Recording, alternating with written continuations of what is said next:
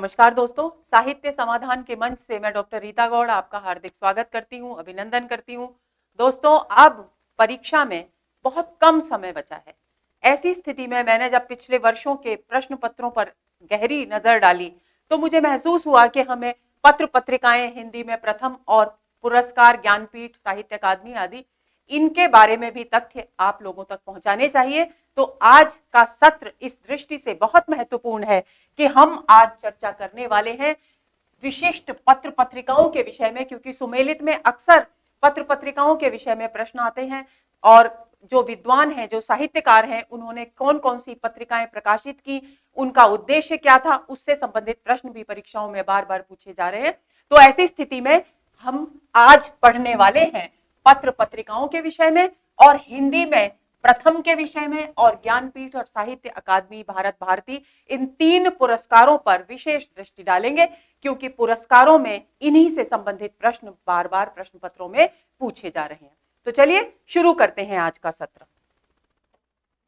पत्र पत्रिकाओं की जब भी हम बात करते हैं दोस्तों, तो पत्र पत्रिकाओं का सीधा संबंध पत्रकारिता से होता है। और ऐसी स्थिति में अगर हम देखें कि हिंदी पत्रकारिता का शुभारंभ कब से होता है, तो 19वीं शताब्दी के तीसरे दशक से, यानी 1830 के बाद से हिंदी पत्रकारिता की शुरुआत मानी जाती है।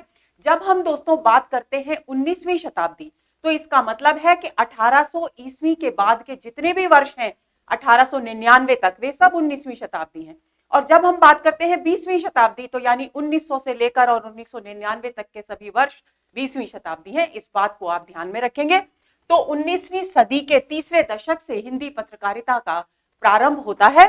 अब बात आती है कि अलग अलग युगों में जो हम वर्गीकरण करते हैं, आधुनिक काल का, भारतेंदु युग, द्विवेदी युग, छायावाद युग, छायावादोत्तर युग, प्रगतिवाद, प्रयोगवाद और समकालीन कविता, तो उसी के आधार पर हमने यहाँ पर पत्र पत्रिकाओं की एक सूची तैयार की है। तो बिल्कुल केवल उन्हीं पत्र पत्रिकाओं को लिया गया है जो बहुत बहुत महत्वपूर्ण है परीक्षा की दृष्टि से। तो आप इन सभी को जहां तक संभव हो कंठस्थ कर लेंगे। तो सबसे पहले हम बात करते हैं भारतेंदु युग से पहले कौन कौन सी महत्वपूर्ण पत्र पत्रिकाएं प्रकाशित होनी प्रारंभ हुई। तो सबसे पहले उदंत मार्तंड का नाम आता है। हम इसकी चर्चा पहले भी कर चुके हैं। 1826 में इसका प्रकाशन प्रारंभ हुआ और संपादक थे जुगल किशोर और स्थान था कलकत्ता।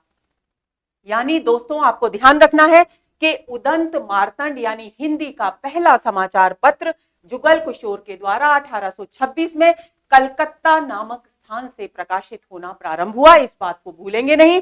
दूसरा जो महत्वपूर्ण समाचार पत्र है वो है बंगदूत। 1829 में शुरू किया गया, राजा राम मोहन रॉय जो ब्रह्म समाज के संस्थापक थे उनके द्वारा, और ये पत्र भी कलकत्ता से ही प्रकाशित होना प्रारंभ हुआ। उसके बाद नंबर आता है राजा शिव प्रसाद सितारे हिंद। ये इनका पूरा नाम आप सभी जानते हैं, बहुत चर्चा हो चुकी है। राजा शिव प्रसाद सितारे हिंद है। इन्होंने 1845 में बनारस अखबार का प्रकाशन शुरू किया, बनारस नामक स्थान से, जैसा कि इसके नाम से ही स्पष्ट होता है। इसके बाद बात आती है सुधाकर नामक पत्र की। 1850 में तारा मोहन मित्र के द्वारा काशी यानी बनारस से ही इसका सुधाकर नामक पत्र का संपादन प्रारंभ हुआ।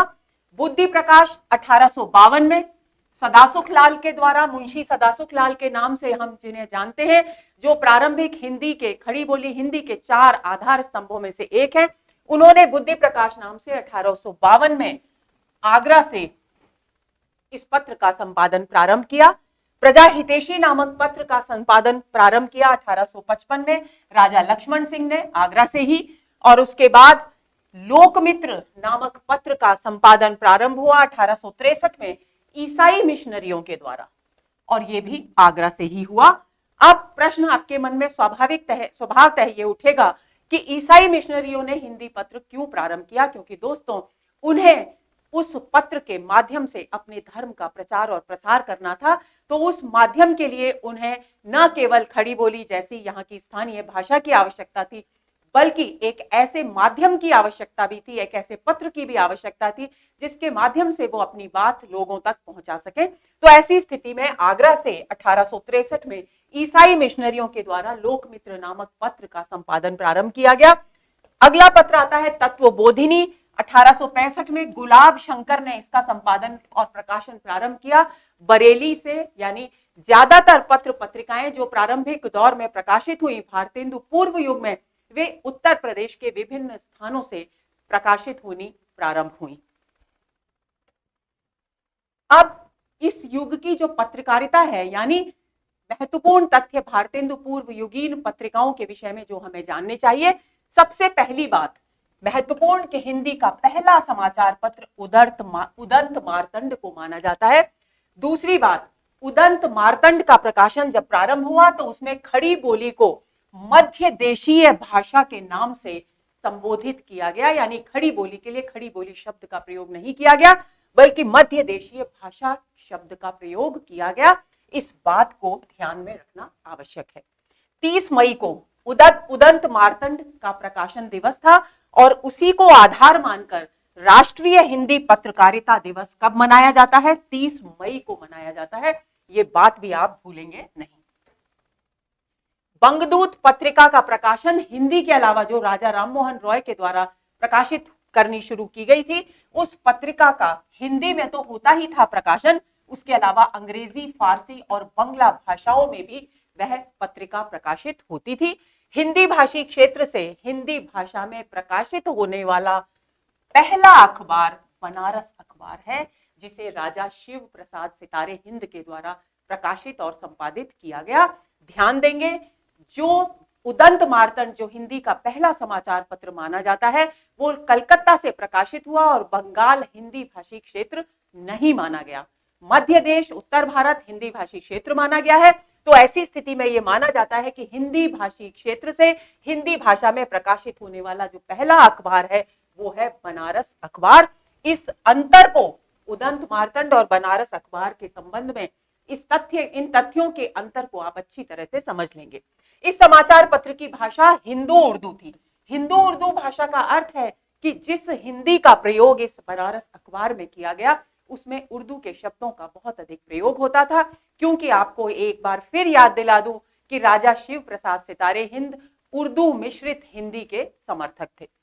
समाचार सुधावर्षण एक अलग पत्र है जिसके संपादक श्याम सुंदर सेन थे और यह हिंदी का पहला दैनिक पत्र है। ध्यान देंगे, पहला हिंदी का अखबार उदंत मार्तंड, हिंदी भाषी क्षेत्र से हिंदी भाषा में प्रकाशित होने वाला पहला अखबार बनारस, और दैनिक पत्र, हिंदी का पहला दैनिक पत्र समाचार सुधावर्षण। ये 3 बिंदु आपको कंठस्थ कर लेने हैं और ये संपादित किया गया श्याम सुंदर सेन के द्वारा। अब आती है बारी भारतेंदु युगीन पत्र पत्रिकाओं की। बहुत सारी पत्रिकाओं के विषय में हम पहले भी चर्चा कर चुके हैं। सबसे महत्वपूर्ण पत्रिका है कवि वचन सुधा, जिस पर हम विस्तार से चर्चा कर चुके हैं। 1868 ईस्वी इसका प्रकाशन वर्ष माना जाता है। सब जानते हैं भारतेंदु हरिश्चंद्र ने बनारस से इस पत्र का संपादन प्रारंभ किया। उसके बाद 1873 में उन्होंने हरिश्चंद्र मैगजीन का संपादन किया, जो बाद में हरिश्चंद्र चंद्रिका के नाम से प्रकाशित होने लगी और इसका प्रकाशन स्थान भी बनारस ही था।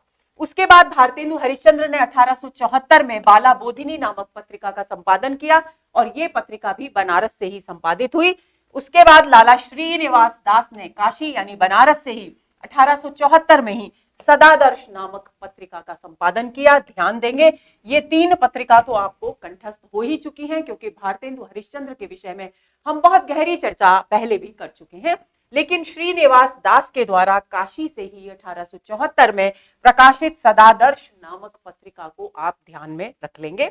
उसके बाद अलीगढ़ से बाबू तोताराम ने 1874 में ही भारत बंधु नामक पत्र का संपादन किया, यानी ये 3 पत्रिकाएं यहां पर 1874 में ही प्रकाशित होनी प्रारंभ हुई।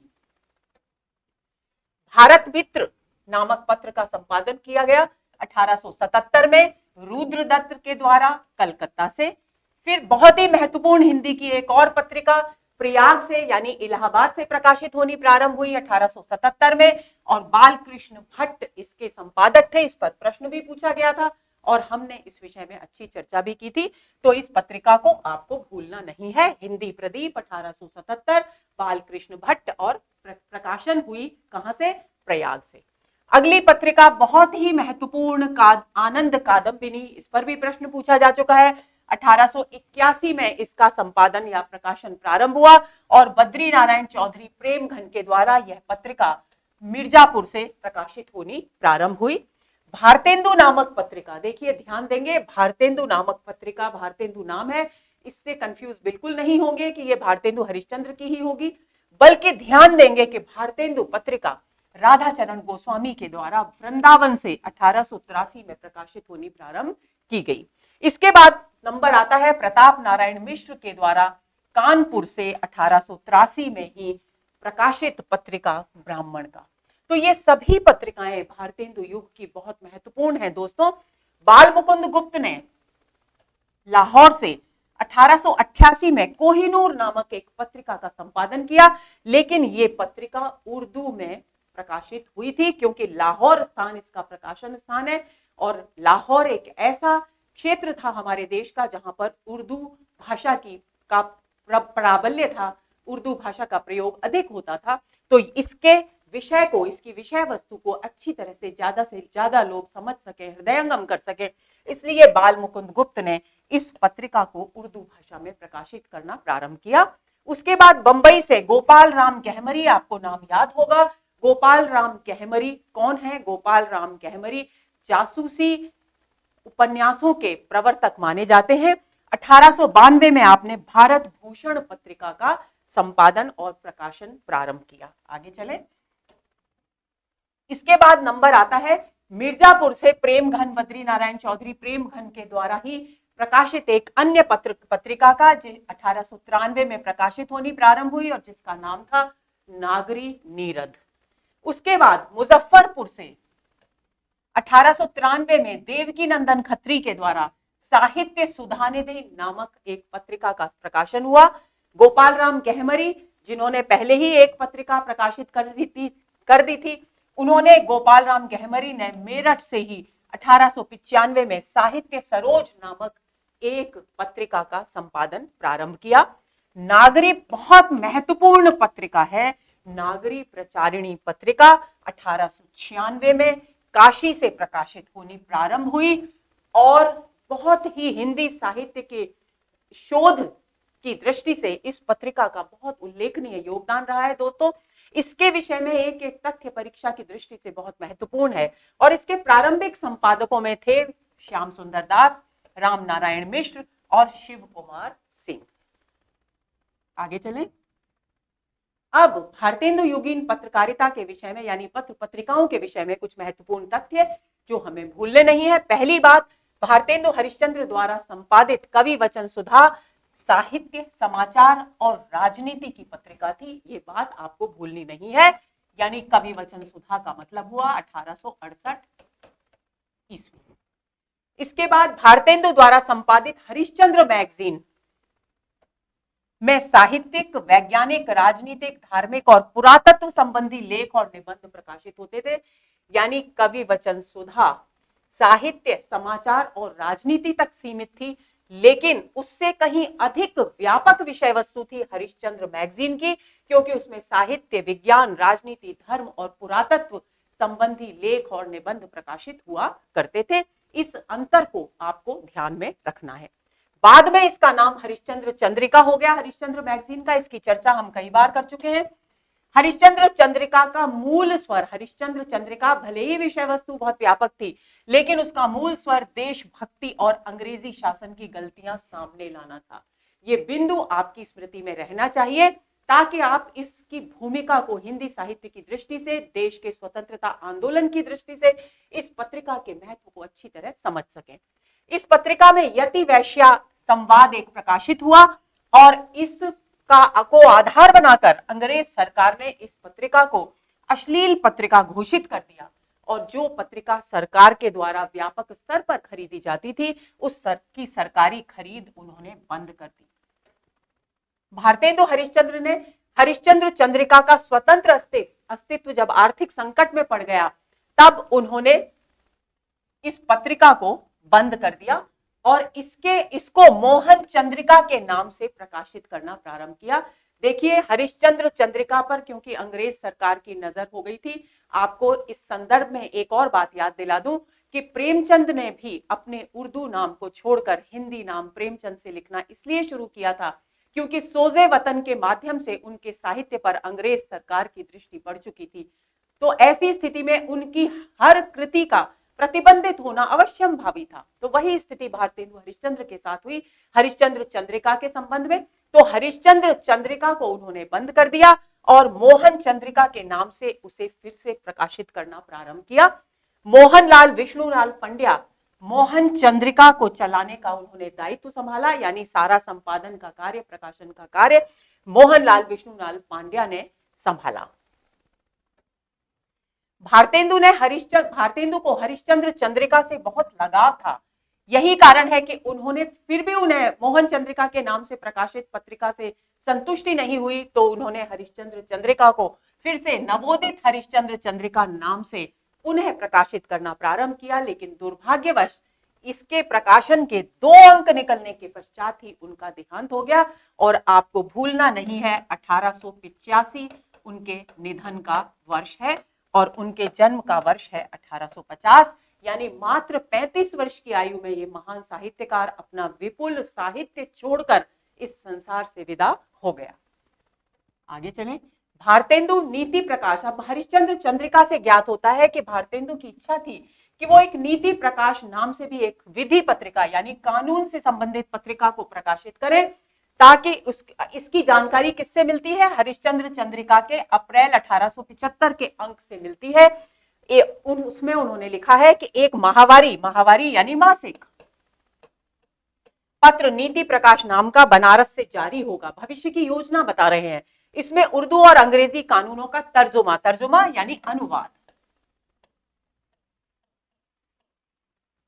अंग्रेजी और उर्दू के जो कानून हैं उनके अनुवाद प्रकाशित किए जाएंगे, ताकि उन कानूनों के मर्म को भारत की जनता आसानी से समझ सके।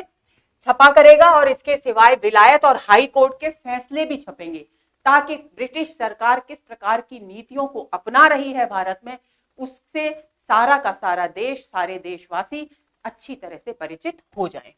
बालाबोधिनी में गुरु सारिणी नाम से एक स्तंभ प्रकाशित होता था, जिसमें घरेलू हिसाब किताब के सूत्र कविता में प्रकाशित किए जाते थे। यह भी एक बहुत रोचक और आनंददायक कदम था भारतेंदु हरिश्चंद्र का।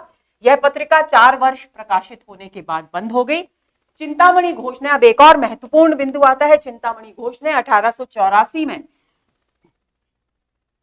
इलाहाबाद में इंडियन प्रेस की स्थापना की। दोस्तों, ये इंडियन प्रेस उस समय की बहुत ही महत्वपूर्ण प्रेस साबित हुई, क्योंकि जितने भी महत्वपूर्ण पुस्तक, पत्र, पत्रिकाएं थी, वे सब इंडियन प्रेस से प्रकाशित होती थी और इंडियन प्रेस उस समय की एक प्रतिष्ठित प्रेस मानी जाती थी। श्याम सुंदर दास, राम नारायण मिश्र और शिव कुमार सिंह के बाद नागरी प्रचारिणी पत्रिका के ये 3 संस्थापक संपादक हैं। उसके बाद नागरी प्रचारिणी पत्रिका के जो अन्य क्रमशः संपादक आए, उनमें नाम है रामचंद्र शुक्ल का, रामचंद्र वर्मा का, गौरी शंकर हीराचंद ओझा, जो भारत के बहुत ही जाने माने इतिहास माने जाते हैं, गौरी शंकर हीराचंद ओझा, और चंद्रधर शर्मा गुलेरी आदि प्रमुख रहे। तो यानी इन सभी नामों को आप कंठस्थ कर लेंगे। आपको पता होना चाहिए कि नागरी प्रचारिणी पत्रिका जैसी महत्वपूर्ण पत्रिका से कौन कौन से लोग संपादकों के रूप में जुड़े। नागरी प्रचारिणी पत्रिका एक शोध पत्रिका है। कैसी पत्रिका है? एक शोध पत्रिका है, जिसके द्वारा अनेक अज्ञात कवियों, लेखकों, साहित्य संबंधी अनेक तथ्यों और अनेक ग्रंथ जो कहीं छिपे हुए थे, सामने नहीं आ रहे थे, जिनके विषय में महत्वपूर्ण होने के बावजूद लोगों को पता नहीं था, तो वे ग्रंथ भी प्रकाश में आए। यानी ऐसे अज्ञात लेखकों, तथ्यों और ग्रंथों को प्रकाश में लाने का जो श्रेय है वो नागरी प्रचारिणी पत्रिका को जाता है। इस दृष्टि से हिंदी साहित्य के इतिहास के निर्माण की दृष्टि से भी नागरी प्रचारिणी पत्रिका एक बहुत ही उल्लेखनीय पत्रिका है। 1899 में चिंतामणि घोष ने नागरी प्रचारिणी सभा में के सम्मुख एक प्रस्ताव रखा।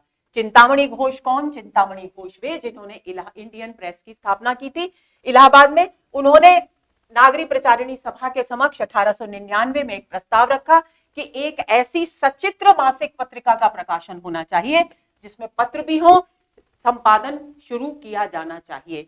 और ये उद्देश्य उनका, ये जो प्रस्ताव था, बाद में सरस्वती पत्रिका के रूप में सामने आया। यानी सरस्वती पत्रिका की जो अवधारणा थी वो किसके द्वारा प्रस्तुत की गई? चिंतामणि घोष के द्वारा। आगे चले। अब बात आती है द्विवेदी युगीन पत्र पत्रिकाओं की। सबसे पहले सरस्वती पत्रिका सबसे अधिक महत्वपूर्ण है। 1900 में प्रकाशित होनी प्रारंभ हुई। चिंतामणि घोष ने इसकी अवधारणा प्रस्तुत की थी नागरी प्रचारिणी सभा में, अभी हम पढ़ चुके हैं। इसका प्रकाशन स्थान था काशी। उसके बाद देवकी नंदन खत्री ने 1900 में ही सुदर्शन नाम से एक पत्र प्रकाशित करना शुरू किया। इससे पहले देवकी नंदन खत्री भारतेंदु युग में भी कुछ पत्र पत्रिकाएं प्रकाशित कर चुके थे और ये प्रकाशन का स्थान था काशी। इसके बाद छत्तीसगढ़ मित्र नामक पत्रिका का नाम आता है। 1900 ईस्वी में इसका प्रकाशन भी प्रारंभ हुआ। माधवराव सप्रे ने रायपुर मध्य प्रदेश से इसका संपादन शुरू किया। इसके बाद समालोचक नामक पत्र 1902 में चंद्रधर शर्मा गुलेरी के द्वारा जयपुर से प्रकाशित हुआ। मदन मोहन मालवीय ने प्रयाग से 1907 में अभ्युदय नामक पत्र का संपादन शुरू किया और काशी से अंबिका प्रसाद गुप्त ने 1909 में इंदु नामक पत्र का संपादन किया। ये सारी पत्र पत्रिकाएं, ये सारे जितने भी पत्र हैं, ये बहुत महत्वपूर्ण है दोस्तों। इंदु पत्र के विषय में हम आगे विशेष चर्चा करने वाले हैं। अब मर्यादा नामक एक पत्रिका प्रकाशित की गई प्रयाग से ही कृष्णकांत मालवीय के द्वारा 1909 में। अब द्विवेदी युगीन पत्र पत्रिकाओं के विषय में कुछ एक महत्वपूर्ण तथ्य जिनके विषय में हमें जानकारी होनी चाहिए। सबसे पहली बात, सरस्वती पत्रिका को आचार्य शुक्ल ने द्वितीय उत्थान की सारी प्रवृत्तियों का आभास लेकर प्रकट होने वाली पत्रिका कहा था। ये किसका कथन है? ये आचार्य रामचंद्र शुक्ल का कथन है। आप समझ लीजिए कि द्वितीय उत्थान का अर्थ क्या है आचार्य शुक्ल की दृष्टि में। प्रथम उत्थान उन्होंने कहा है भारतेंदु युग के लिए और द्वितीय उत्थान से उनका अभिप्राय है द्विवेदी युग।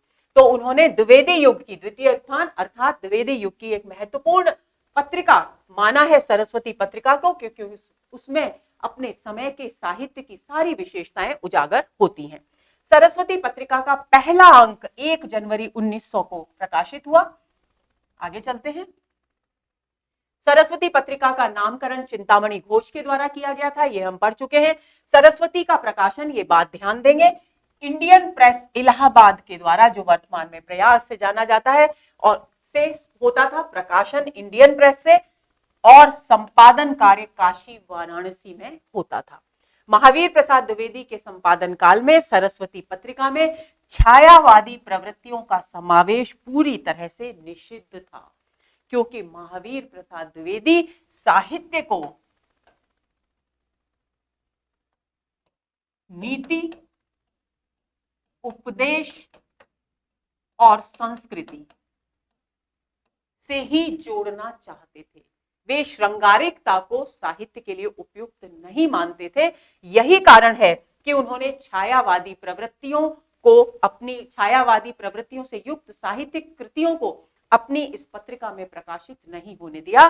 जब तक महावीर प्रसाद द्विवेदी इसके संपादक थे तब तक ये पत्रिका छायावादी कृतियों से दूर रही। और यही कारण है, आपको याद दिला दूं, निराला की एक कविता जूही की कली को उन्होंने ये श्रृंगारिक रचना कह करके लौटा दिया था, क्योंकि उसमें छायावादी प्रवृत्तियां उद्घाटित होती थी। आगे चलते हैं। पद्मलाल पुन्नालाल बख्शी के समय में छायावादी प्रवृत्तियों की झलक सरस्वती में दिखाई देती है। यानी महावीर प्रसाद द्विवेदी के बाद जब संपादन, सरस्वती के संपादन का दायित्व पद्मलाल पुन्नालाल बख्शी ने संभाला, तब छायावादी प्रवृत्तियों की रचनाएं सरस्वती में प्रकाशित होने लगी। अब हमें देखना है कि सरस्वती के किस किस समय में कौन कौन से संपादक हुए। सरस्वती जैसी पत्रिका की ये जानकारी हमारे पास बिल्कुल होनी चाहिए। पहले संपादक श्याम सुंदर दास 1900 से 1902 तक रहे। फिर महावीर प्रसाद द्विवेदी का समय आता है, जनवरी 1903 से दिसंबर 1920 तक उन्होंने सरस्वती पत्रिका का संपादन किया। यानी स्पष्ट है कि दिसंबर 1920 तक सरस्वती पत्रिका छायावादी प्रवृत्तियों से युक्त रचनाओं से बची रही। पद्मलाल पुन्नालाल बख्शी महावीर प्रसाद द्विवेदी के बाद आए, यानी 1921 से 1925 के बीच वे संपादक रहे। उसके बाद देवीदत्त शुक्ल ने 1925 में संपादन किया, हरिकेशव घोष ने 1926 में, और फिर से पद्मलाल पुन्नालाल बख्शी आए 1926 से 1928 तक उन्होंने सरस्वती पत्रिका का संपादन किया। पंडित ठाकुर दत्त मिश्र ने 1928 से 1934 तक संपादन किया। श्रीनाथ सिंह ने 1934 और 35 में किया। उमेश चंद्र मिश्र ने 1935 से 45 तक किया। दोस्तों ये सारे नाम मैंने आपकी जानकारी के लिए दे दिए हैं, लेकिन इनमें से प्रारंभिक संपादकों का समय आप निश्चित रूप से अपनी स्मृति में कंठस्थ कर ले, बिठा लें। अब इस समय के पत्र पत्रिकाओं के विषय में कुछ एक महत्वपूर्ण तथ्य। देवी दयाल चतुर्वेदी मस्त तथा श्री नारायण चतुर्वेदी ने भी सरस्वती पत्रिका का कुछ समय के लिए संपादन किया था। फिर छत्तीसगढ़ मित्र, जिसकी चर्चा हम कर चुके हैं, संपादक माधवराव सप्रे, पत्रिका के अप्रैल 1901 के अंक में माधवराव सप्रे की कहानी एक टोकरी भर मिट्टी छपी, जो हिंदी की पहली मौलिक कहानी मानी जाती है। इस बात को आप भूलेंगे नहीं। आगे चलते हैं। समालोचक पत्रिका, जिसके संपादक चंद्रधर शर्मा गुलेरी थे और जो जयपुर से प्रकाशित होती थी, उसमें नए प्रकाशित ग्रंथों की समीक्षाएं और आलोचनाएं प्रकाशित की जाती थी। यानी समालोचक, जैसा कि नाम से ही स्पष्ट है, एक ऐसी पत्रिका थी जिसमें आलोचनाएं प्रकाशित होती थी, अलग अलग नई नई प्रकाशित कृतियों की। इस बात को आपको ध्यान में रखना है। अंबिका प्रसाद गुप्त, जिन्होंने इंदु पत्रिका का संपादन किया, महावीर प्रसाद द्विवेदी से उनके मतभेद चलते थे। क्यों? क्योंकि महावीर प्रसाद द्विवेदी छायावादी प्रवृत्तियों से युक्त साहित्य के विरोधी थे, लेकिन अंबिका प्रसाद गुप्त उसके विरोधी नहीं थे, बल्कि समर्थक थे।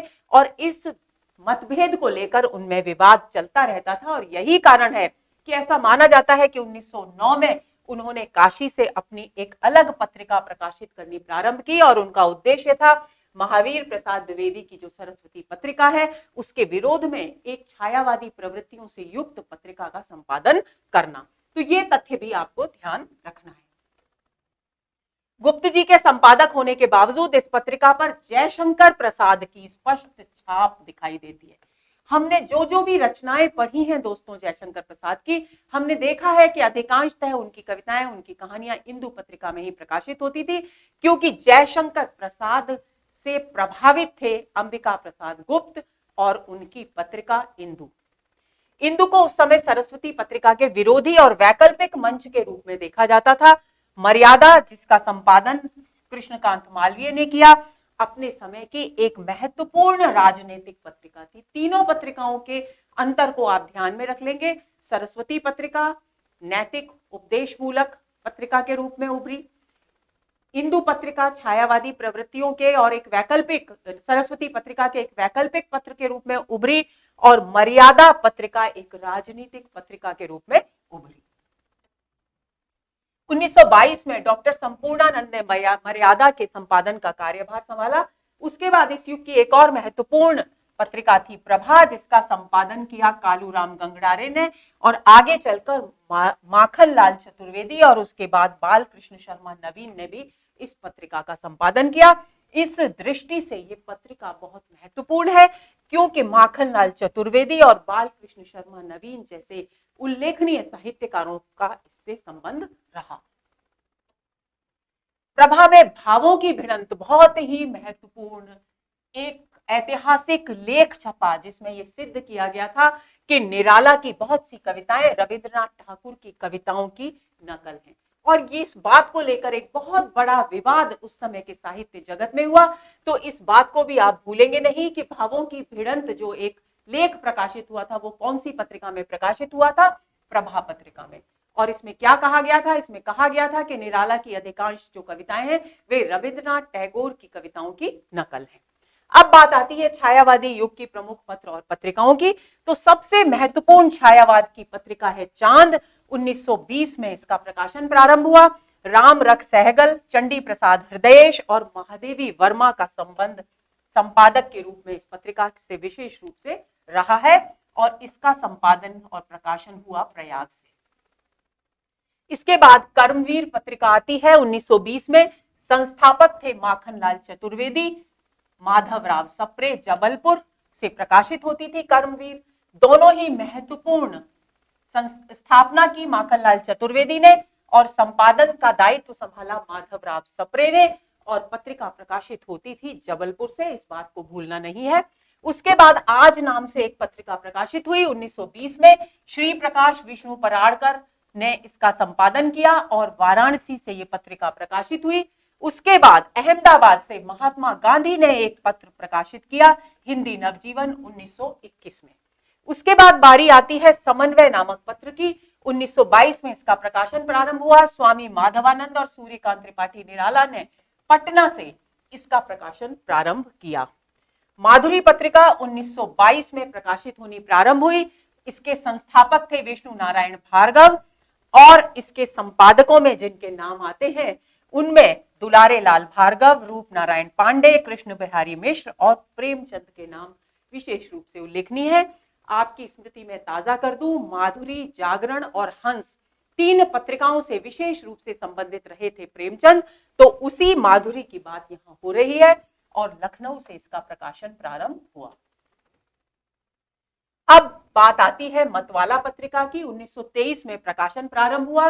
निराला के नाम के साथ जुड़ी हुई है मतवाला पत्रिका। शिव पूजन सहाय और निराला के संपादकत्व में कलकत्ता से यह पत्रिका प्रकाशित हुई। नवजादिक लाल उग्र ने भी इस पत्रिका के संपादन में महत्वपूर्ण योगदान दिया।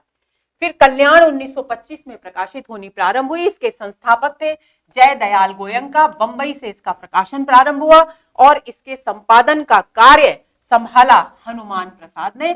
इसका प्रकाशन बंबई से प्रारंभ हुआ, लेकिन बाद में इसका प्रकाशन गोरखपुर से किया जाने लगा। फिर सैनिक पत्र 1925 में प्रकाशित होना प्रारंभ हुआ। कृष्णदत्त पालीवाल ने आगरा से इस पत्र का संपादन प्रारंभ किया। फिर बात आती है वीणा नामक पत्रिका की। 1927 में इस पत्रिका का प्रकाशन हुआ और अंबिका प्रसाद त्रिपाठी, शांति प्रिय द्विवेदी, जो बहुत ही महत्वपूर्ण साहित्यकार अपने समय के, इंदौर से इसका प्रकाशन प्रारंभ किया। विशाल भारत, जिसकी चर्चा साहित्य में कदम कदम पर होती है दोस्तों, 1928 में इसका प्रकाशन प्रारंभ हुआ।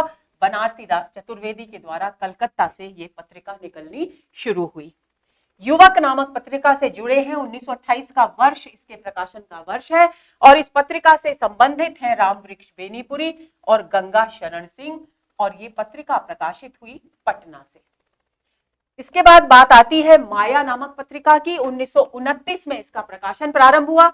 राजेश्वर प्रसाद सिंह और भैरव प्रसाद गुप्त ने प्रयाग से इसका प्रकाशन किया।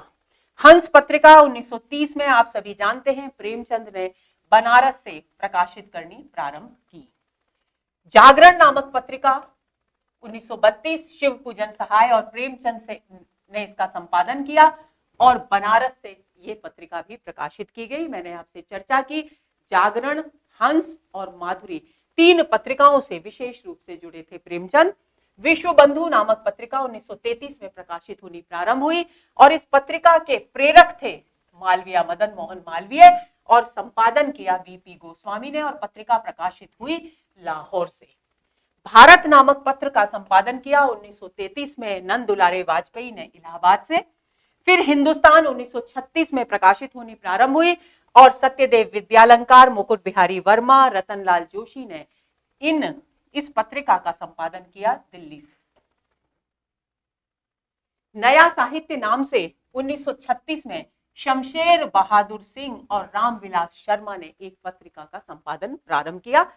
छायावादी युग की जितनी भी महत्वपूर्ण पत्रिकाएं हैं दोस्तों, उनके विषय में कुछ एक महत्वपूर्ण तथ्य है जो हमें पता होने चाहिए। सबसे उल्लेखनीय तथ्य, चांद जो पत्रिका थी जिससे महादेवी वर्मा भी जुड़ी हुई थी, नारी विषयक समस्याओं और नारी लेखिकाओं को यहाँ पर प्राथमिकता दी जाती थी। दूसरी बात, कुछ वर्षों तक महादेवी वर्मा ने चांद और साहित्यकार नामक दो पत्रिकाओं का संपादन किया, इस बात को भूलना नहीं। माधुरी के वास्तविक संपादक रूप नारायण पांडे और कृष्ण बिहारी मिश्र थे। आगे चलकर प्रेमचंद और शिव पूजन सहाय भी इसके संपादक रहे। माधुरी छायावाद की समर्थक पत्रिकाओं में प्रमुख थी, ये बात आप ध्यान में रखेंगे। मतवाला हिंदी का पहला, ध्यान देंगे, मतवाला हिंदी का जिसका संपादन निराला ने किया था, हिंदी की पहली हास्य व्यंग्य प्रधान साप्ताहिक पत्रिका थी जो कलकत्ता से प्रकाशित होनी प्रारंभ हुई। निराला ने मतवाला में 2 महत्वपूर्ण स्तंभ लिखे, चाबुक और कसौटी, और नियमित रूप से ये स्तंभ प्रकाशित हुआ करते थे। कौन से? चाबुक और कसौटी। कुछ समय के लिए अज्ञे भी विशाल भारत पत्रिका से जुड़े थे और इसके संपादक रहे। आगे चलें। लखनऊ में रहते हुए प्रेमचंद माधुरी पत्रिका का संपादन कर रहे थे और बनारस यानी वाराणसी में उनका सरस्वती प्रेस भी चल रहा था। यानी प्रेमचंद ने जिस प्रेस की स्थापना की वो थी सरस्वती। इसकी भी चर्चा हम उनके जीवन परिचय के दौरान कर चुके हैं, लेकिन उन्हें इससे संतोष न था। उनका मन अंग्रेजों की पराधीनता से पीड़ित था और महात्मा गांधी के शांतिमय स्वाधीनता संग्राम में अपना लघु योगदान वे करना चाहते थे। इसी समय उन्होंने हिंदी में एक मासिक पत्रिका निकालने का निर्णय किया और जयशंकर प्रसाद के सुझाव पर उसका नाम हंस रखा। दोस्तों, ये कथन, ये वक्तव्य मैंने इसलिए यहां लिखा है ताकि आपको पता चले कि प्रेमचंद ने किस मूलभूत भाव से प्रेरित होकर हंस पत्रिका का संपादन किया। यानी वे एक ऐसी पत्रिका संपादित करना चाहते थे जो महात्मा गांधी के स्वाधीनता संग्राम में अपना योगदान दे सके, और इस उद्देश्य को ध्यान में रखते हुए उन्होंने हंस पत्रिका का संपादन किया। इसका पहला अंक 10 मार्च 1930 को बनारस से प्रकाशित हुआ। 11 फरवरी 1932 में जागरण पत्रिका का प्रकाशन शिव पूजन सहाय ने प्रारंभ किया। 12 अंकों के बाद जागरण पत्र को प्रेमचंद का संरक्षण मिला। इसकी चर्चा भी हम कर चुके हैं। घाटे और अर्थाभाव के कारण 21 मई 1934 को इसका प्रकाशन बंद हो गया। इस पत्रिका का यह छायावाद का घोर समर्थक पत्र था। इसमें बहुतायत छायावादी रचनाएं प्रकाशित होती थी, यानी अधिकांशतः छायावादी रचनाएं यहां प्रकाशित की जाती थी। अब छायावादोत्तर युग की पत्र पत्रिकाओं पर नजर डालते हैं। बहुत ज्यादा प्रश्न पूछे जाते हैं इन पत्र पत्रिकाओं पर। साहित्य संदेश 1937 में बाबू गुलाब राय के द्वारा आगरा से प्रकाशित हुई। रूपाब 1938 में सुमित्रा नंदन पंत के द्वारा काला काकर नामक स्थान से प्रकाशित हुई। नया साहित्य 1945 में रामविलास शर्मा, प्रकाश चंद्र गुप्त, यशपाल, रमेश सिन्हा और शमशेर बहादुर सिंह के सम्मिलित प्रयासों से प्रयाग से प्रकाशित होनी प्रारंभ हुई। सरिता 1945 में विश्वनाथ के द्वारा नई दिल्ली से प्रकाशित हुई। ज्योत्सना 1947 में नलिन विलोचन शर्मा के द्वारा पटना से प्रकाशित होनी प्रारंभ हुई। बहुत ही महत्वपूर्ण और चर्चित पत्रिका। प्रतीक 1947 में, जिसका संपादन किया अज्ञे ने। अज्ञे विशाल भारत के संपादन कार्य से भी जुड़े थे और विशाल भारत पत्रिका, भूलना नहीं है, बनारसी दास चतुर्वेदी के द्वारा संपादित की गई थी। अज्ञे ने इलाहाबाद से प्रतीक पत्रिका 1947 में प्रकाशित करनी प्रारंभ की। कल्पना का प्रकाशन 1949 में आर्येंद्र शर्मा और बद्री विशाल पित्ती के द्वारा हैदराबाद से प्रकाशित होना प्रारंभ हुआ और इस पत्रिका पर प्रश्न भी पूछा जा चुका है सुमेलित में, आप ध्यान देंगे। कल्पना 1950 में बच्चन श्रीवास्तव से नई दिल्ली के से भी प्रकाशित हुई और धर्मयोग 1950 में इलाचंद जोशी और धर्मवीर भारती के द्वारा बंबई से प्रकाशित की गई पत्रिका थी। आलोचना 1951 में शिवदान सिंह चौहान के द्वारा नई दिल्ली से प्रकाशित की गई। नवनीत 1952 में रतनलाल जोशी, सत्यकाम और विद्यालंकार के द्वारा बंबई और हरिप्रसाद नेवटिया के द्वारा बंबई से प्रकाशित की गई। वसुधा नामक पत्रिका बहुत महत्वपूर्ण, इस पर भी प्रश्न आ चुका है। 1953 में इसका प्रकाशन प्रारंभ हुआ। राजेश्वर प्रसाद गुरु, हरिशंकर परसाई के द्वारा जबलपुर से इस पत्रिका का प्रकाशन किया गया। नए पत्ते 1953 में ये पत्रिका लक्ष्मीकांत वर्मा के द्वारा इलाहाबाद से प्रकाशित की गई। नई कविता नाम से 1954 में जगदीश गुप्त ने एक अन्य पत्रिका इलाहाबाद से प्रकाशित करनी प्रारंभ की। ज्ञानोदय बहुत ही चर्चित, प्रश्न पूछा जाता है। 1955 में इसका प्रकाशन प्रारंभ हुआ। कन्हैयालाल मिश्र प्रभाकर इसके संपादक थे और कलकत्ता से ये पत्रिका प्रकाशित की जाती थी, इस पर भी प्रश्न आता है। निकष 1956 में धर्मवीर भारती के द्वारा इलाहाबाद से प्रकाशित की गई।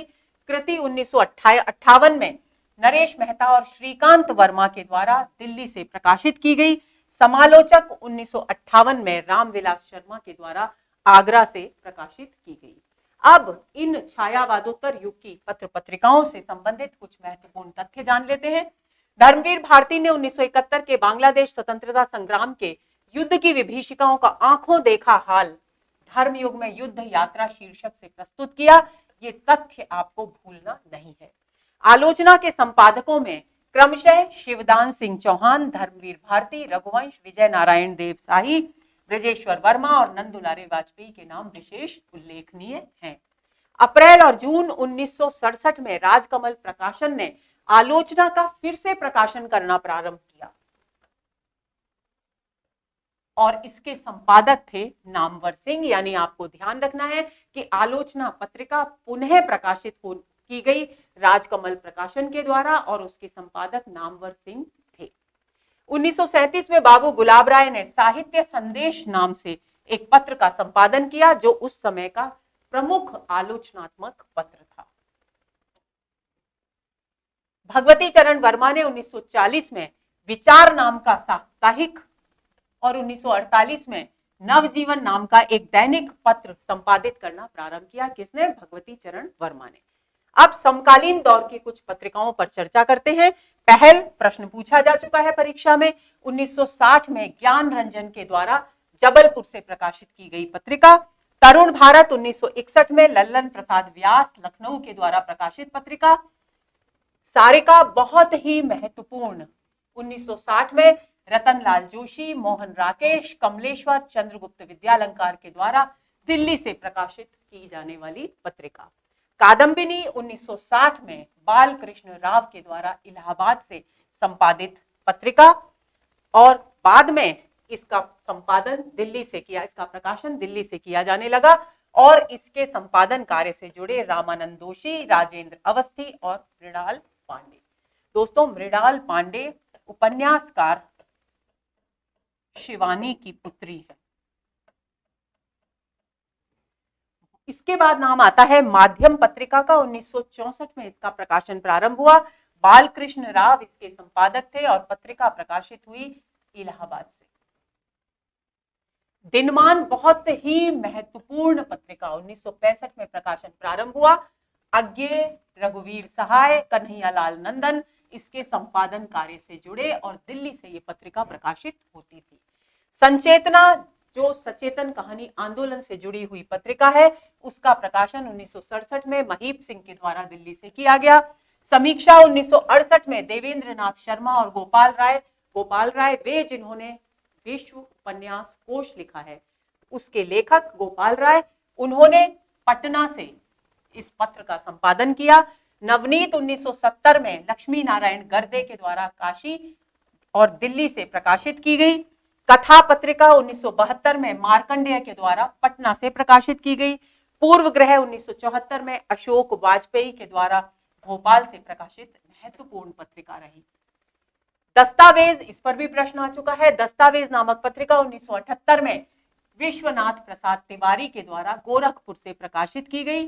वागर्थ 1995 में प्रभाकर श्रोत्रिय, एकांत श्रीवास्तव और कुसुम खेमानी के द्वारा कलकत्ता से प्रकाशित पत्रिका थी।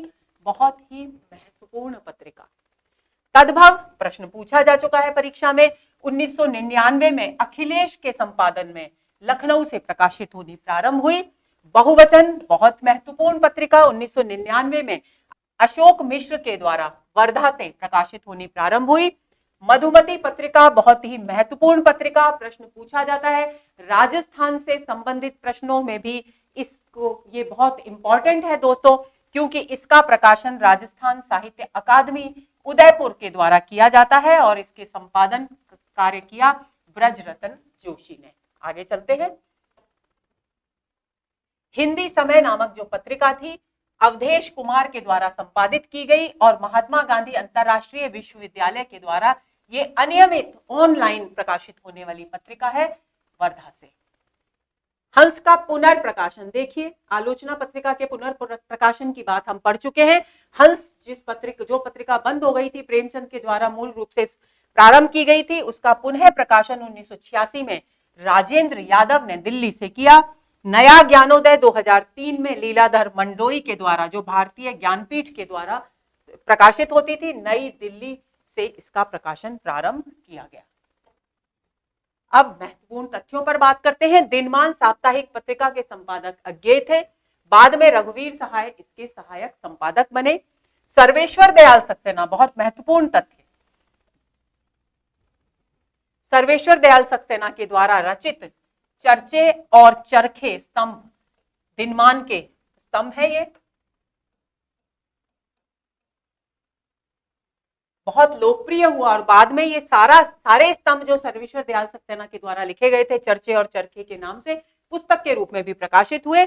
लेख संग्रह 1986 में प्रकाशित हुआ, उसी पुस्तक की यहाँ पर चर्चा की गई है। आगे चले। प्रारंभिक प्रमुख दलित पत्र एवं पत्रिकाएं, मूक नायक 1920 में भीमराव अंबेडकर के द्वारा प्रकाशित, बहिष्कृत भारत 1927 में भीमराव अंबेडकर के द्वारा प्रकाशित, समता 1938 में भीमराव अंबेडकर के द्वारा प्रकाशित, जनता 1930 में भीमराव अंबेडकर के द्वारा प्रकाशित। यानी दलित पत्र पत्रिकाओं के प्रकाशन और संपादन की दृष्टि से भीमराव अंबेडकर का योगदान उल्लेखनीय है।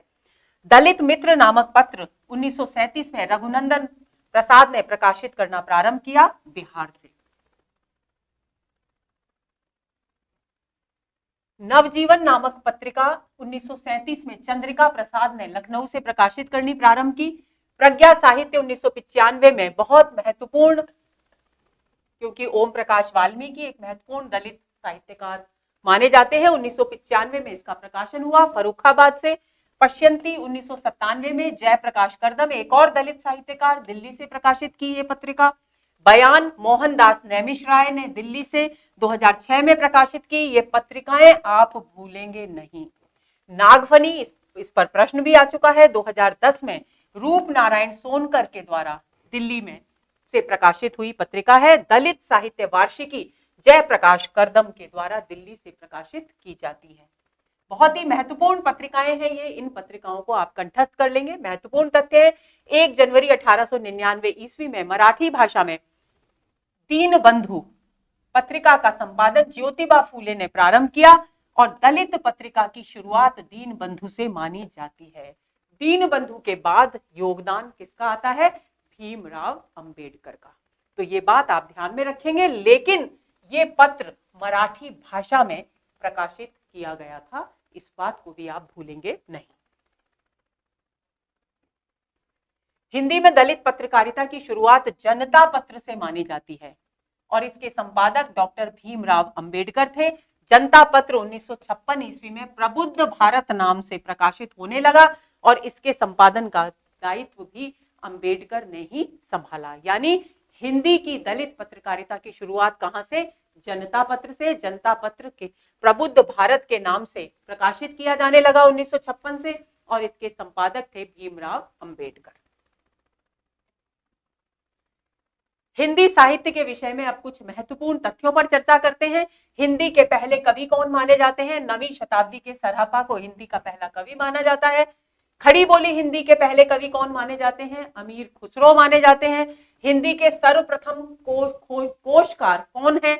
अमीर खुसरो, जिन्होंने खालिक बारी नामक एक कोश की रचना की। अपभ्रंश का पहला प्रबंध काव्य धनपाल के द्वारा रचित भविष्ययत कहा जाता है। हमने जब कहानी शब्द की व्युत्पत्ति पढ़ी थी दोस्तों, तब हमने कहा था कि कथा से पहले ये कहा हो गया अपभ्रंश भाषा में और उसके बाद ये कहानी बन गया। हिंदी का प्रथम महाकाव्य पृथ्वीराज रासो चंदवरदाई के द्वारा रचित है, जो ये माना जाता है। खड़ी बोली हिंदी का पहला महाकाव्य, देखिए ध्यान देंगे, हिंदी का पहला महाकाव्य पृथ्वीराज रासो चंदवरदाई।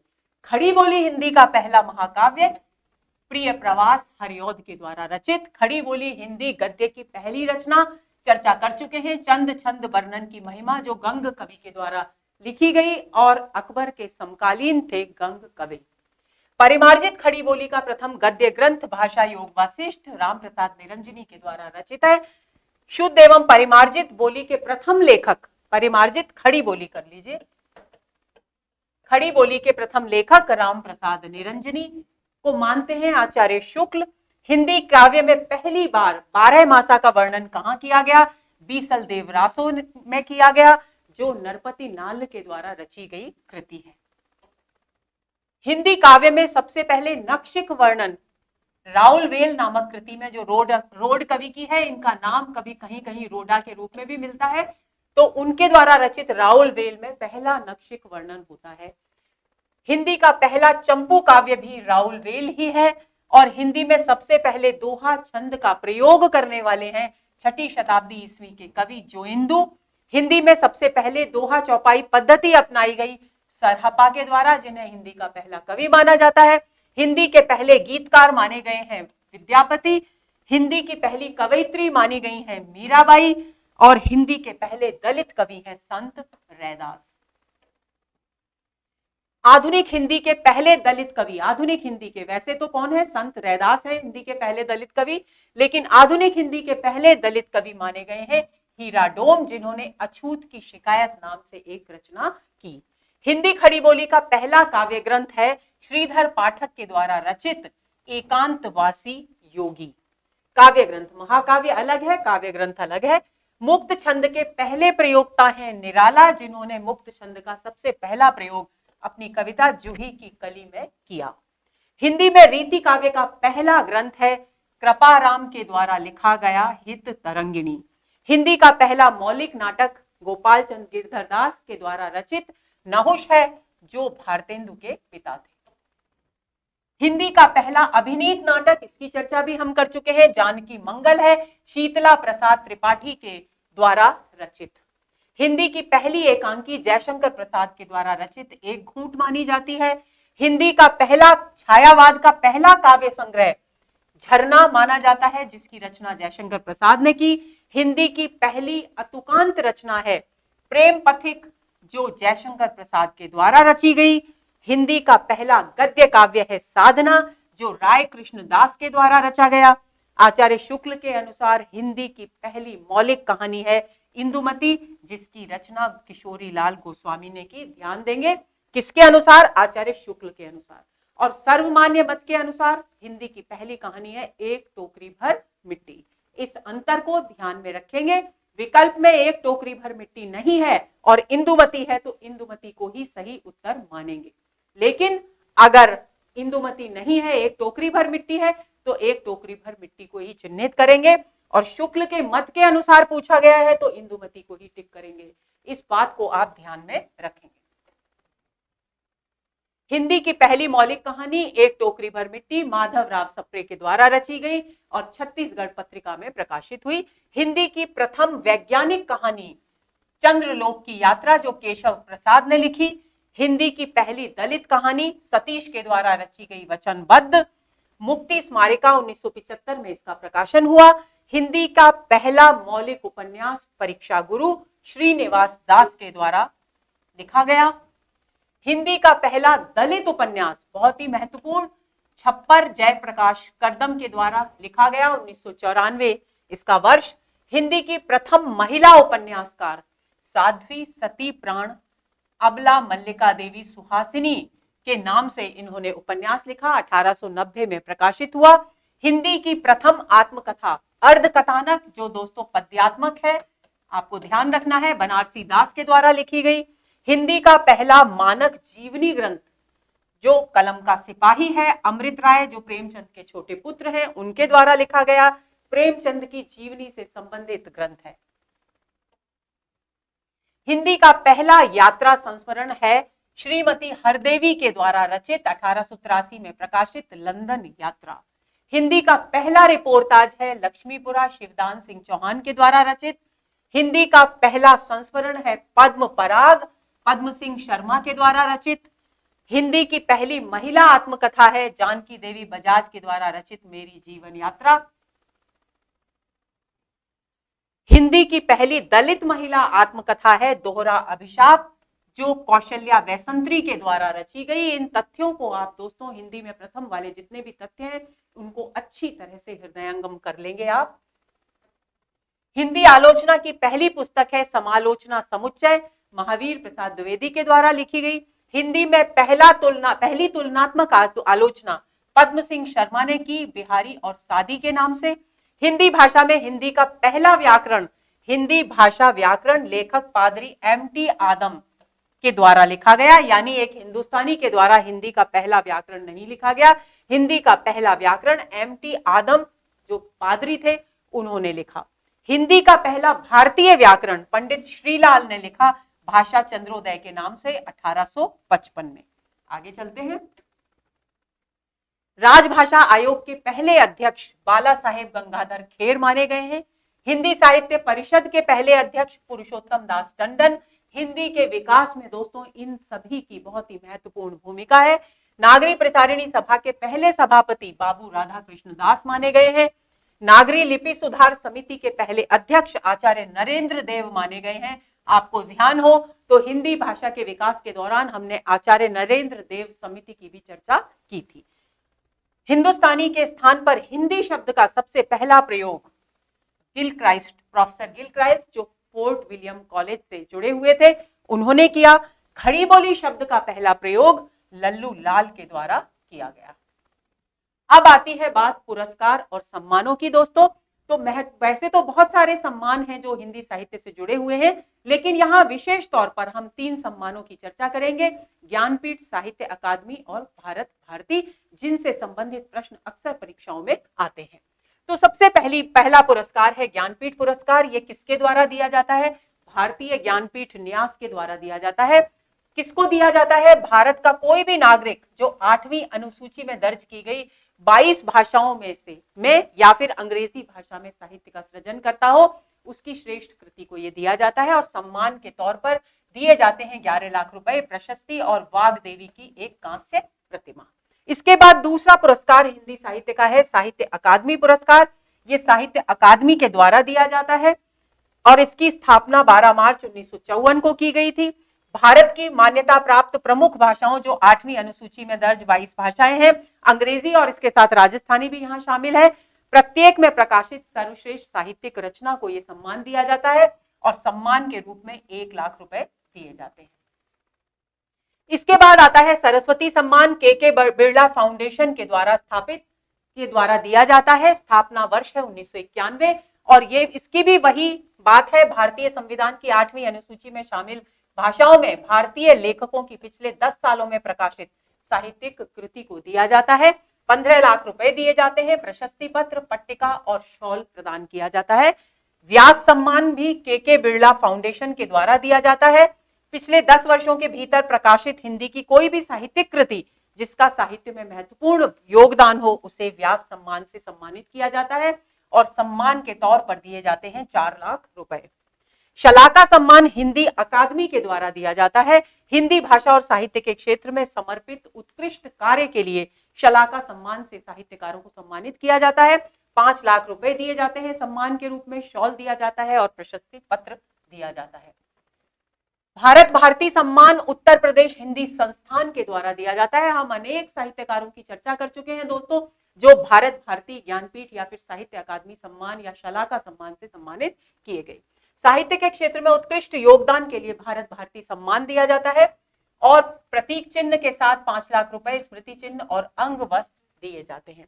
अब एक नजर डालते हैं ज्ञानपीठ पुरस्कार प्राप्त हिंदी साहित्यकारों पर, क्योंकि इनसे संबंधित प्रश्न भी बार बार परीक्षाओं में आता है। यहाँ वर्ष दिए गए हैं, यहाँ साहित्यकार और उनकी कृति की चर्चा की गई है।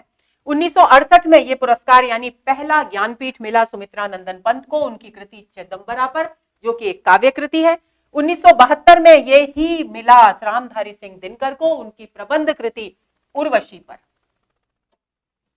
1978 में अज्ञेय को प्राप्त हुआ कितनी नावों में कितनी बार, उनकी काव्य कृति है उस पर। 1982 में महादेवी वर्मा को यामा पर। इन सभी रचनाओं को नजर से निकाल लेंगे। यामा पर ये ज्ञानपीठ मिला। 1992 में नरेश मेहता को संपूर्ण साहित्य पर ये ज्ञानपीठ पुरस्कार दिया गया। यानी आपको ध्यान रखना है 1983 के बाद से, यहां मैंने लिख भी दिया है, 1983 के बाद से पहले एक कृति के आधार पर ज्ञानपीठ पुरस्कार दिया जाता था। 1983 से ज्ञानपीठ पुरस्कार किसी एक कृति के लिए नहीं बल्कि संपूर्ण साहित्य के लिए दिया जाने लगा। यही कारण है कि यहाँ संपूर्ण साहित्य लिखा गया है। तो 1992 में नरेश मेहता को मिला ज्ञानपीठ, 1999 में निर्मल वर्मा को, 2005 में कुंवर नारायण को, 2009 में श्रीलाल शुक्ल और अमरकांत दोनों को संयुक्त रूप से दिया गया। 2013 में केदारनाथ सिंह को दिया गया। 2017 में कृष्णा सोबती को यह पुरस्कार दिया गया। अब बात आती है साहित्य अकादमी पुरस्कार हिंदी साहित्यकारों की। 1955 में माखनलाल चतुर्वेदी को उनके काव्य हिम तरंगिणी पर यह पुरस्कार दिया, बहुत ही महत्वपूर्ण बिंदु है। 1956 में वासुदेव शरण अग्रवाल को पद्मावत संजीवनी व्याख्या ग्रंथ पर यह पुरस्कार साहित्य अकादमी दिया गया। 1957 में आचार्य नरेंद्र देव को बुद्ध धर्म दर्शन नामक कृति के लिए सम्मानित किया गया। 1958 में राहुल सांकृत्यायन को मध्य एशिया का इतिहास नामक ग्रंथ लिखने पर यह पुरस्कार दिया गया। 1959 में रामधारी सिंह दिनकर को उनकी महत्वपूर्ण कृति संस्कृति के 4 अध्याय पर साहित्य अकादमी दिया गया। 1960 में सुमित्रा नंदन पंत को कला और बूढ़ा चांद नामक उनकी काव्य कृति के लिए सम्मानित किया गया। 1961 में भगवती चरण वर्मा को उनके उपन्यास भूले बिसरे चित्र के लिए साहित्य अकादमी दिया गया। 1963 में अमृत राय को कलम का सिपाही, जो जीवनी उन्होंने अपने पिता प्रेमचंद पर लिखी, उस पर उन्हें साहित्य अकादमी से सम्मानित किया गया। 1964 में अज्ञेय को आंगन के पारद्वार कृति पर, काव्य कृति है उनकी, उस पर उन्हें साहित्य अकादमी दिया गया। ध्यान देना है, कितनी नावों में कितनी बार पर अज्ञेय को मिला ज्ञानपीठ और आंगन के पारद्वार पर अज्ञेय को क्या मिला? आंगन के पारद्वार पर अज्ञेय को कौन सा पुरस्कार मिला? साहित्य अकादमी पुरस्कार। 1965 में डॉक्टर नगेंद्र को रस सिद्धांत पर साहित्य अकादमी दिया गया। 1966 में जैनेन्द्र कुमार को मुक्तिबोध नामक एक लघु उपन्यास पर साहित्य अकादमी प्रदान किया गया। 1967 में अमृतलाल नागर को अमृत और विश्व उपन्यास पर पुरस्कृत किया गया। 1968 में हरिवंश राय बच्चन को दो चट्टाने नामक उनकी जो काव्य कृति है उस पर साहित्य अकादमी मिला। 1969 में श्रीलाल शुक्ल को उनके उपन्यास राग दरबारी पर ये पुरस्कार मिला। 1970 में रामविलास शर्मा को निराला की साहित्य साधना नाम से जो उन्होंने निराला की जीवनी लिखी उस पर उन्हें साहित्य अकादमी दिया गया।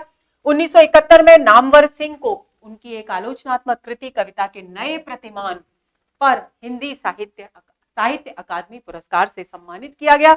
1972 में भवानी प्रसाद मिश्र को उनकी काव्य कृति बुनी हुई रस्सी पर साहित्य अकादमी दिया गया। 1973 में हजारी प्रसाद द्विवेदी को उनके निबंध संग्रह आलोक पर्व पर साहित्य अकादमी से सम्मानित किया गया। इसी प्रकार 1974 में शिव मंगल सिंह सुमन को मिट्टी की बारात के लिए, 1975 में भीष्म साहनी को उनके उपन्यास तमस के लिए, 1976 में यशपाल को मेरी तेरी उसकी बात नामक उपन्यास के लिए, 1977 में शमशेर की काव्य कृति चुका भी हूं मैं नहीं के लिए साहित्य अकादमी से सम्मानित किया गया। और इसके बाद नाम आता है भारत भूषण अग्रवाल का। 1978 में उन्हें साहित्य अकादमी दिया गया उनकी काव्य कृति उतना वह सूरज के लिए, उतना वह सूरज है। 1979 में धूमिल को कल सुनना मुझे काव्य कृति के लिए साहित्य अकादमी से सम्मानित किया गया। कृष्णा सोबती को उनके उपन्यास जिंदगी नामा के लिए सम्मानित किया गया। 1981 में त्रिलोचन को ताप के ताए हुए दिन नामक उपन्यास के लिए सम्मानित किया गया। 1982 में हरिशंकर परसाई को उनके व्यंग्य लेख संग्रह विकलांग श्रद्धा का दौर के लिए सम्मानित किया गया साहित्य अकादमी से। 1983 में सर्वेश्वर दयाल सक्सेना को उनकी काव्य कृति खूंटियों पर टंगे हुए लोग के लिए साहित्य अकादमी से सम्मानित किया गया। 1984 में रघुवीर सहाय को उनकी काव्य कृति लोग भूल गए हैं के लिए सम्मानित किया गया। 1985 में निर्मल वर्मा को कौवे और काला पानी नामक उनके कहानी संग्रह के लिए साहित्य अकादमी से सम्मानित किया गया। इस पर प्रश्न भी पूछा जा चुका है। 1986 में केदारनाथ अग्रवाल को अपूर्वा नामक काव्य के लिए सम्मानित किया गया। 1987 में श्रीकांत वर्मा को मगध काव्य के लिए, 1988 में नरेश मेहता को अरण्या काव्य के लिए, 1979 में केदारनाथ सिंह को अकाल में सारस काव्य कृति के लिए, यह भी कई बार परीक्षा में पूछा जा चुका है। और 1990 में शिव प्रसाद सिंह को नीला चांद नामक उपन्यास के लिए, यह भी परीक्षा में पूछा जा चुका है। 1991 में गिरजा कुमार माथुर को मैं वक्त के हूं सामने नामक काव्य कृति के लिए साहित्य अकादमी पुरस्कार दिया गया। 1992 में गिरिराज किशोर को ढाई घर उपन्यास के लिए साहित्य अकादमी से सम्मानित किया गया। 1993 में विष्णु प्रभाकर को अर्ध नारीश्वर नामक उनके उपन्यास के लिए सम्मानित किया गया। 1994 में अशोक वाजपेयी कहीं नहीं वहीं नामक काव्य के लिए, 1995 में कुंवर नारायण कोई दूसरा नहीं काव्य के लिए, 1996 में सुरेंद्र वर्मा, ध्यान देंगे इस पर हमने विस्तृत चर्चा की थी, प्रश्न भी पूछा गया है, मुझे चांद चाहिए नामक उपन्यास के लिए साहित्य अकादमी पुरस्कार से सम्मानित किए गए। 1997 में लीलाधर जगूड़ी को अनुभव के आकाश में चांद नामक उनकी काव्य कृति के लिए साहित्य अकादमी मिला। 1998 में अरुण कमल नए इलाके में नामक काव्य कृति के लिए सम्मानित किए गए साहित्य अकादमी से। 1999 में विनोद कुमार शुक्ल दीवार में एक खिड़की रहती थी उपन्यास के लिए साहित्य अकादमी से सम्मानित किए गए। इस पर भी प्रश्न पूछा जा चुका है।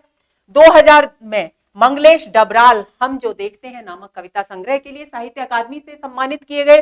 2001 में अलगा सरावी की कली कथा वाया बाईपास नामक उपन्यास के लिए साहित्य अकादमी से सम्मानित की गई। इस पर भी प्रश्न पूछा जा चुका है। 2002 में राजेश जोशी दो पंक्तियों के बीच नामक कविता के लिए सम्मानित किए गए। 2003 में कमलेश्वर कितने पाकिस्तान नामक उपन्यास के लिए सम्मानित किए गए। इसी प्रकार 2004 में वीरेन डंगवाल दुष्चक्र में सृष्टा नामक काव्य के लिए, 2005 में मनोहर श्याम जोशी क्याप नामक उपन्यास के लिए, 2006 में ज्ञानेंद्रपति संशयात्मा नामक काव्य के लिए, 2007 में अमरकांत इन्हीं हथियारों से नामक उपन्यास के लिए, 2008 में गोविंद मिश्र कोहरे में कैद रंग नामक उपन्यास के लिए, 2009 में कैलाश वाजपेयी हवा में हस्ताक्षर नामक काव्य के लिए, 2010 में उदय प्रकाश मोहनदास लंबी कहानी के लिए, 2011 में काशीनाथ सिंह रेहन पर रघु नामक उपन्यास के लिए और 2012 में चंद्रकांत देवताले पत्थर फेंक रहा हूं नामक काव्य के लिए साहित्य अकादमी पुरस्कार से सम्मानित किए गए।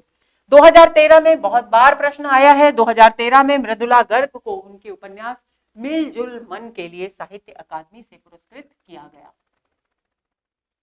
2014 में रमेश चंद्र शाह विनायक उपन्यास के लिए, 2015 में रामदरस मिश्र आग की हंसी नामक काव्य के लिए, 2016 में नासिरा शर्मा के उपन्यास पारिजात के लिए उन्हें सम्मानित किया गया। प्रश्न आ चुका है।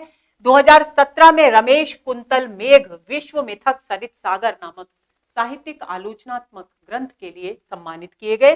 2018 में Chitra Mudgal post box number 203 Nala Sopara उपन्यास के लिए सम्मानित की गई। 2019 में नंदकिशोर आचार्य छीलते हुए अपने को नामक काव्य कृति के लिए साहित्य अकादमी से अलंकृत किए गए। 2020 में अनामिका टोकरी में दिगंत थेरी गाता 2014 काव्य के लिए सम्मानित की गई। 2021 में दया प्रकाश सिन्हा सम्राट अशोक नामक नाटक के लिए सम्मानित किए गए। भारत भारती पुरस्कार प्राप्त साहित्यकारों पर एक नजर डालते हैं। 1981 में भारत भारती मिला महादेवी वर्मा को, 1982 में जैनेन्द्र कुमार को, 83 में अज्ञेय को, 1984 में डॉक्टर राम कुमार वर्मा को, 1985 में अमृतलाल नागर को, 1986 में श्री नारायण चतुर्वेदी को, लेकिन आपने भारत भारती पुरस्कार लेने से इनकार कर दिया। आगे चलते हैं।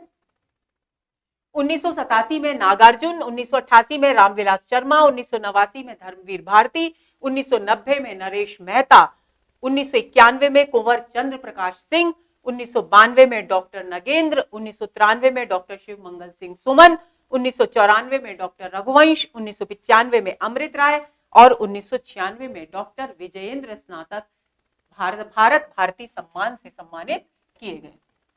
1997 में डॉक्टर विद्यानिवास मिश्र, 1998 में डॉक्टर जगदीश गुप्त, 1999 में डॉक्टर लक्ष्मी शंकर मिश्र निशंक, 2000 में आचार्य जानकी वल्लभ शास्त्री, 2001 में आचार्य राम मूर्ति त्रिपाठी, 2002 में कमलेश्वर, 2003 में डॉक्टर विश्वंबर नाथ उपाध्याय, 2004 में डॉक्टर नामवर सिंह, 2005 में डॉक्टर रामदरस मिश्र, 2006 में डॉक्टर परमानंद श्रीवास्तव भारत भारती से सम्मानित किए गए। 2007 में डॉक्टर केदारनाथ सिंह, 2008 में डॉक्टर अशोक वाजपेयी, इन्होंने भी पुरस्कार नहीं लिया।